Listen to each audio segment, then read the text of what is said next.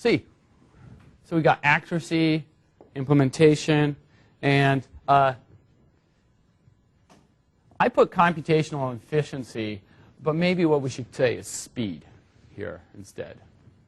Okay? How fast are these algorithms? So you should evaluate accuracy. You should evaluate how hard they are to implement. You should evaluate how rapid can they give you the solution. Finite difference, spec. How fast is finite difference? Fastest you're going to be guaranteed to make this thing go if you use LU as order n squared. Okay? In some sense, this is as fast as you can go. If you get lucky and there's some structure in the problem, you might be able to get something that works a little faster. But generically, this is kind of your generic operation count you're going to start with. Spectral method, what is it? And a lot of people just say, well, that's really just like order n. You know, modulus some log factor. This is huge. Round 3, a crushing blow. All right, what's that? That's like the foot comes up and down right there. Boom! Okay? Really bad.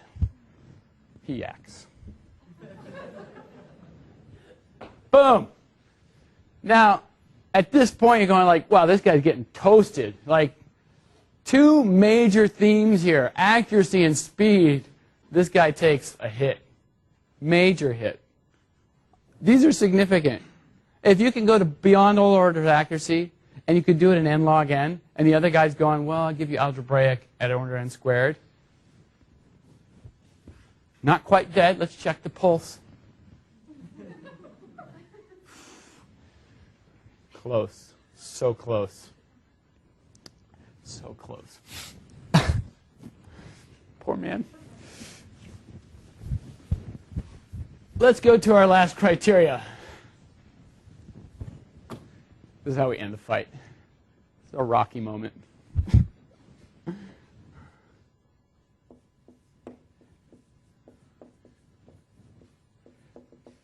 One last issue in computational smackdown. Boundaries.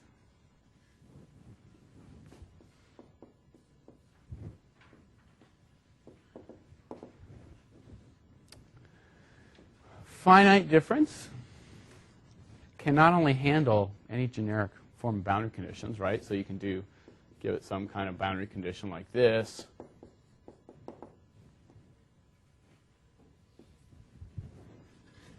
But you can also give it non-rectangular shaped domains. You can solve on a domain that looks like this. You know, you have to take special care there at the edges, but you know. What can spectral do?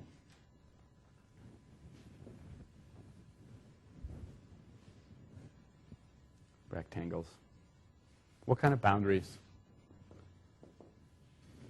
U equals 0 on the boundary. The normal equals 0 on the boundary. So that's your sine, that's your cosine. And then the other is periodic.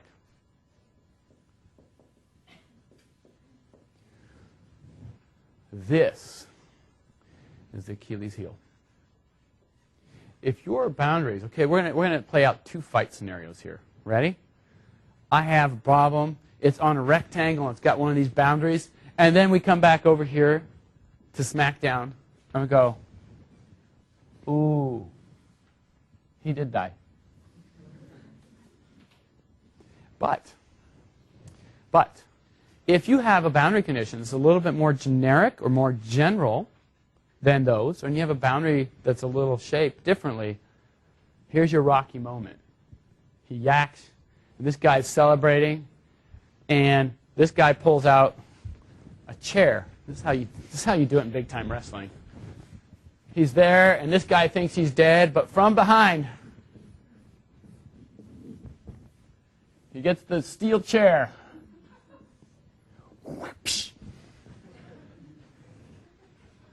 Fight's over.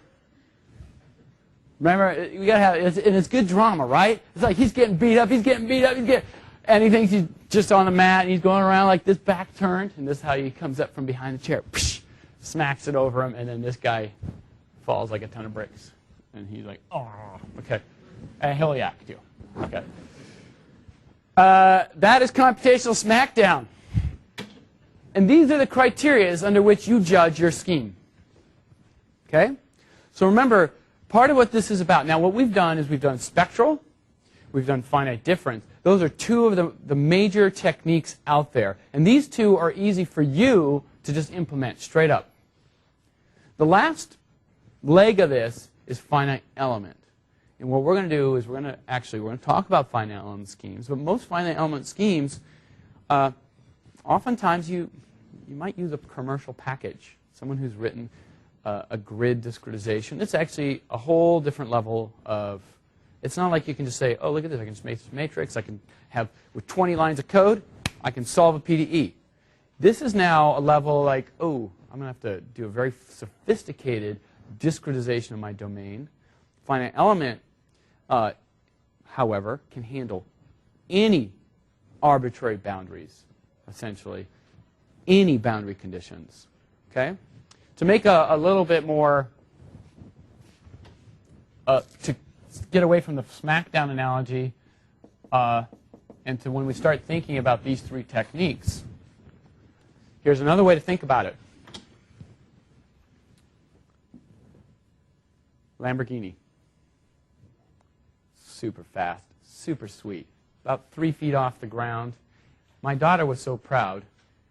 There's the Lamborghini lab over here. My 6-year-old, she's taller than the Lamborghini. And she was just so excited, like, to have a car that's, like, smaller than her. She loves that thing. Me too. Okay. So this is your Lamborghini. Now, where do you drive a Lamborghini? Now, if you're wealthy enough, you can drive it anywhere. But for generically, let's say you're wealthy but not overly wealthy, you would drive it, like, say, nice roads, like a Sunday drive where you're not going to get anything dented up. Okay? Or where you can get on track, and the track is well kept, it's fast. Okay? That's where you drive the Lamborghini. So in other words, what this is saying, I can put this spectral method on a track as long as I have rectangular domain with periodic, no flux, or zero boundary conditions. That's my track. And if I have that, if you're not using that Lamborghini, you're dumb. Okay? And I know it's not nice to call people dumb, but I'm going to do it. And it's even on tape for perpetuity. And I'm going to get, hey, that's not nice. You called people dumb. I said, oh, no, just the dumb people I called dumb. Okay. Number 2, finite difference. More general boundary, a little bit more easy to maneuver around boundaries. Still pretty easy to implement. Okay? I would like to say this is a minivan. Kind of goes everywhere, pack the kids in, go. And you got Cheerios all over the back. You're not driving it fast. But you get from point A to point B. You can load it up at Costco and go places. Okay? You may be faced with a minivan life in your life sometime down the road. I went with the SUV instead. I have avoided the minivan despite the pressures. Despite some of my buddies, oh, got a minivan, it's so awesome. It's like, dude, seriously? Pathetic when you start bragging about your sweet ride, which is a minivan. You may degenerate that far too in your life. Finite element is a tank. It goes slow, but it will go right through a wall. And it'll drive on top of that minivan and that Lamborghini. But it's slow. But it will drive anywhere. Okay? Think about, that's the techniques. And so when you come to evaluate a code, you have to ask the following question. For any code, what can I do with this code? And this is the order you go in.